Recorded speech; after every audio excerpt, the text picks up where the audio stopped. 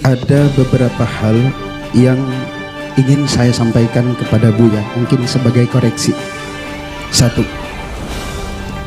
kitab Ghiyasul Umam fil Tiyasiz Zulam bukan karangan Imam Al-Juwaini, tetapi pada sore ini mohon maaf, sepertinya ulama tidak ada yang ragu, tetapi Buya Ar-Razi Hasim agak ragu. Kalau hadis itu yang dijadikan dasar bahwa baginda Rasul secara formal baru sudah menjadi Rasul sebelum dunia ini diciptakan, maka saya hari ini mau mengatakan bahwa saya sudah sejak dulu menjadi pengurus Aswaja NU Center sebelum dunia ini diciptakan. Tolong jawaban tentang hal itu lebih dijabarkan lebih luas lagi oleh Buya Ar-Razi Hasim. Terima kasih. Apa arti bu'isa? Ma makna bu'isa? Apa arti bu'isa? Apa artinya Kiai? Diutus sebagai seorang nabi secara formal. Itu kalam antum atau teksnya? Terserah Buya Ar-Razi. Tidak, saya tanya karena antum mengungkapkan teks, saya tanya, ma makna bu'isa? Antum umur segitu sudah sadar belum jadi ketua NU Center?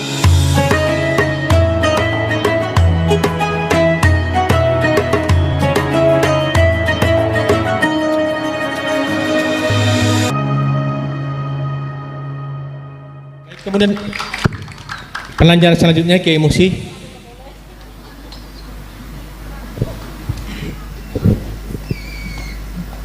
Mohon izin berdiri Buya. Ya, pengasih. Assalamualaikum warahmatullahi wabarakatuh. Yang pertama, saya sebenarnya malu disebut Kiai Buya, karena cuma dompleng. Kebetulan bapak saya disebut Kiai, akhirnya saya walaupun begini disebut Kiai. Tetapi ada beberapa hal yang ingin saya sampaikan kepada Buya, mungkin sebagai koreksi. Satu, kitab Ghiyasul Umam fil Tiyasiz Zulam bukan karangan Imam Al-Juwaini, tetapi karangan putranya Imamul Haramain. Dua, ada teks yang sangat saya hafal sekali. Faqad dzakara al-Imam Al-Hafidh Ibnu Asakir an Ibnil Munzir annahu qala la yashukku ahadun min ulama'ina anna Rasulullah sallallahu alaihi wasallam wulida fi amil fil wa bu'itha ala ra'sil arba'in. Imam Ibnu Asakir dari Al-Hafidh Imam Ibnul Munzir, beliau berkata, tidak ada satupun para ulama yang ragu-ragu bahwa baginda Rasul dilahirkan pada tahun gajah dan diutus sebagai nabi pada usia 40. Tetapi pada sore ini mohon maaf, sepertinya ulama tidak ada yang ragu, tetapi Buya Ar-Razi Hasim agak ragu. Tetapi begini Buya, mohon maaf, saya hari ini hadir sebagai salah satu pengurus Aswaja NU Center. Kalau Buya tadi mengatakan ada hadis mata kunta nabiyan, kapan engkau ya Rasul dijadikan sebagai nabi oleh Allah Subhanahu wa taala? Beliau menjawab, kuntu nabiyan wa adam bainal ma'i wat turab. Kalau hadis itu yang dijadikan dasar bahwa baginda Rasul secara formal baru sudah menjadi Rasul sebelum dunia ini diciptakan, maka saya hari ini mau mengatakan bahwa saya sudah sejak dulu menjadi pengurus Aswaja NU Center sebelum dunia ini diciptakan.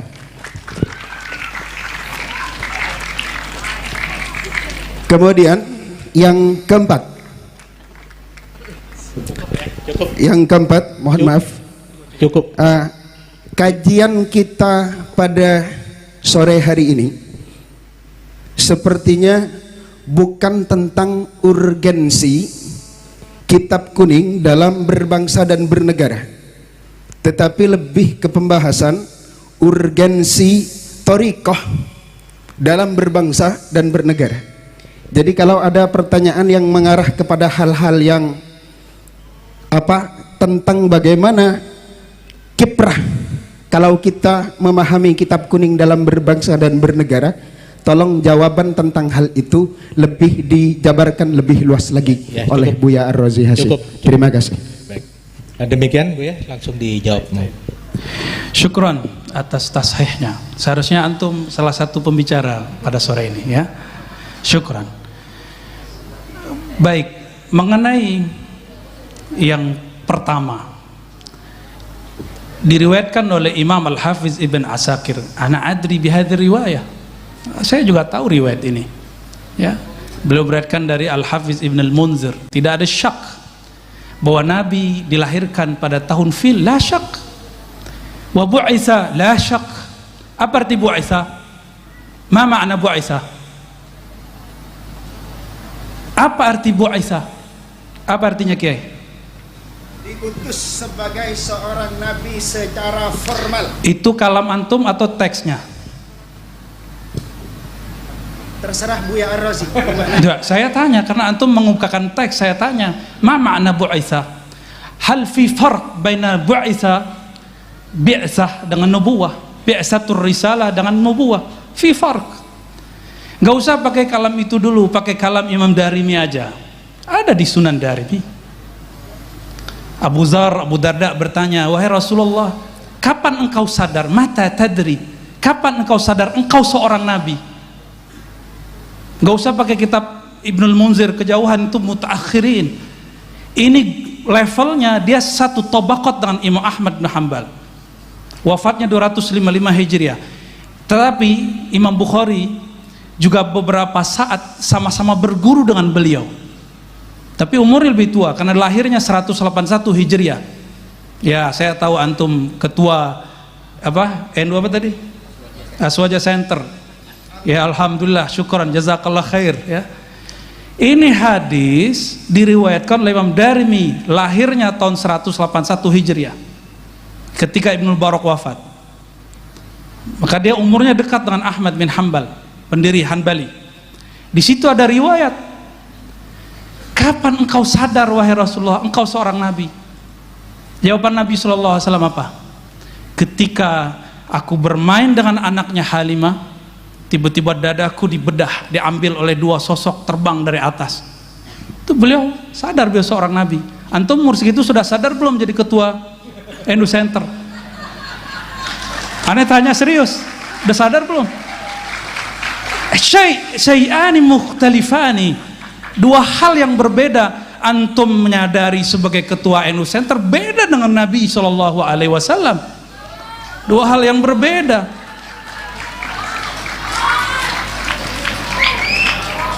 Ada, apakah kalam Ibnul Munzir yukhalifun Nabi SAW? Bisakah kalam Ibnul Munzir mengalahkan kalam Nabi? Mata tadri annaka nabiyyun, kapan engkau tahu engkau seorang Nabi SAW? Nggak bisa. Maka kalam itu bukan Ibnul Munzir yang salah. Anta mukhti fi fahmi ma'na al-bi'tsah. Kita berbicara bab nubuwah, la bi'tsah ya akhi.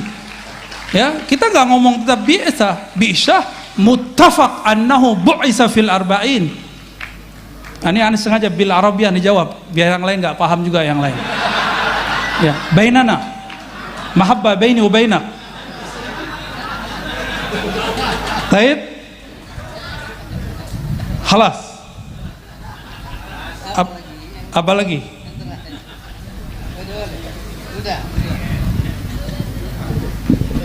Baik, semakin sore kayaknya semakin seru ini.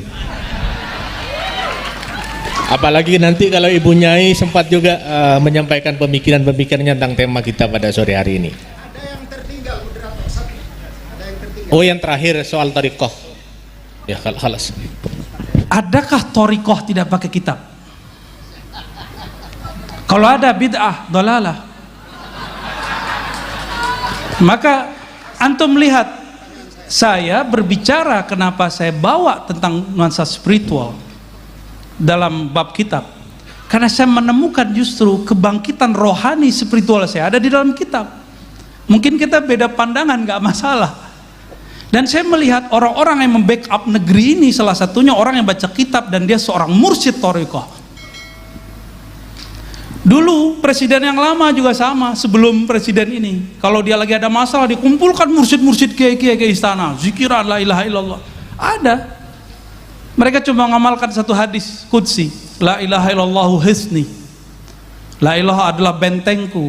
Siapa yang masuk bentengku aman dari gangguan, ya, siksaku, apalah segala macam. Itu dipakai, maka aman waktu memerintah. Sekarang dibongkar-bongkar lagi. Paham maksudnya ya?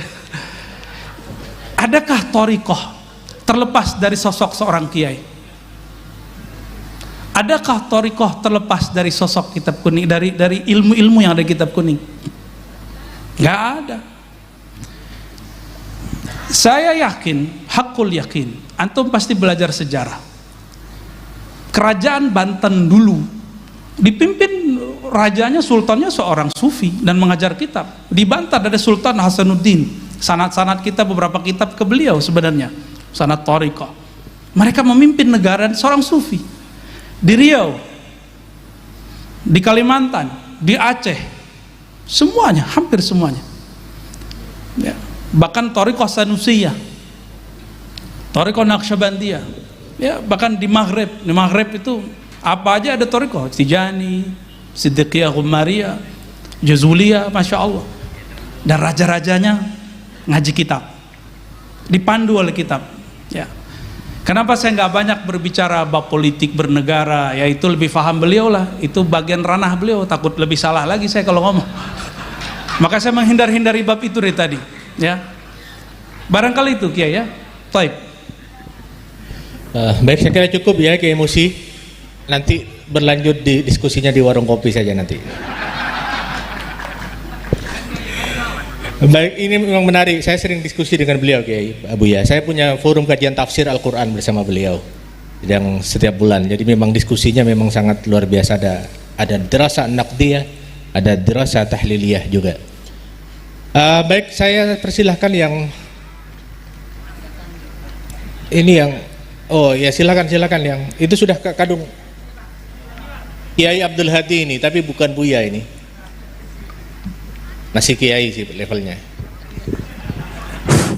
Assalamualaikum warahmatullahi wabarakatuh. Kalau yang tadi itu kiai beneran, kalau ini santrinya, santrinya Buya. Saya mengikuti channelnya Buya Rosi lebih 2 tahun. Alhamdulillah sejak corona jadi aktif mengikuti dengan nuansa kontroversinya. Tadi pemandu belum menjelaskan Buya ini sudah menikah, setahu saya di YouTube, ya. Jadi tadi kalau ada yang menawarkan Mbak Kiai masih ada 2 putrinya, tidak tahu kalau mau menambah. Terus ini supaya nggak serius, yang 2 tadi sangat serius, Buya. Saya ini sekarang yang tidak serius, Yang pertama yang saya tidak serius, saya mengharapkan Buya itu ngajar melalui channelnya, ya mungkin punya channel sendiri, walaupun yang saya tahu di YouTube-nya itu beraneka ragam, di masjid-masjid atau di majelis-majelis yang diadakan oleh artis-artis, sehingga kita bisa mengikutinya. Itu satu. Yang kedua, ini selama saya mengikuti pengajian-pengajian Buya di YouTube, ada satu hal yang sampai sekarang mengganjal dalam diri saya. Bagaimana menyatukan akal, hati untuk satu arah. Dalam pengertian satu arah bisa menjadi hamba yang soleh di hadapan Allah. Kadang-kadang bertentangan antara yang ada di akal dengan yang ada di hati. Yang kedua, ini Buya terkait dengan penjelasan-penjelasan soal ilahiyah. Kadang-kadang akal sangat terbatas memahami soal ketuhanan, tapi hati tidak terbatas. Walaupun tadi Buya menjelaskan sudah membatasi, cukup tafakkaru fi khalqillah wala tafakkaru fi dzatillah. Nah, tapi dalam penjelasan Buya itu banyak menjelaskan tentang Allah yang bersemayam dalam diri atau jiwa, tidak tahu apa itu di akal atau di hati. Saya yang nggak bisa, mungkin bisa dijelaskan oleh Buya. Terakhir terkait dengan Kiai Haji Abuya Bushro Karim, tadi Buya meminta untuk bisa mendirikan torikoh. Saya setuju itu. Torikoh siasa. Ini tambahan informasi ke Buya. Beliau ini ketua DPRD 2 periode, bupati 2 periode, ketua partai nggak ketemu periodenya. Artinya kalau dalam soal torikoh siasa cukuplah beliau politisi yang soleh, dan insya Allah yang hadir di sini ini banyak santri beliau dalam soal politik. Dalam soal kitab saya juga sering mengikuti channelnya walaupun sering putus-putus. Seperti kata Buya tadi, mungkin pengelolanya masih perlu belajar IT lagi ya.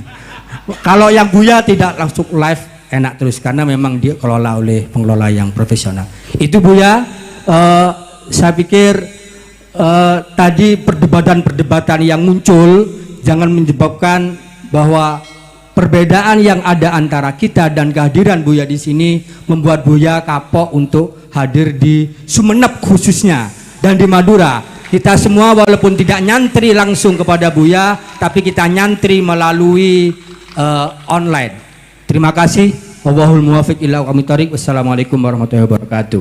Assalamualaikum warahmatullahi wabarakatuh. Tidak ada perbedaan ya kalau semuanya disikapi secara dalam konteks munadharah.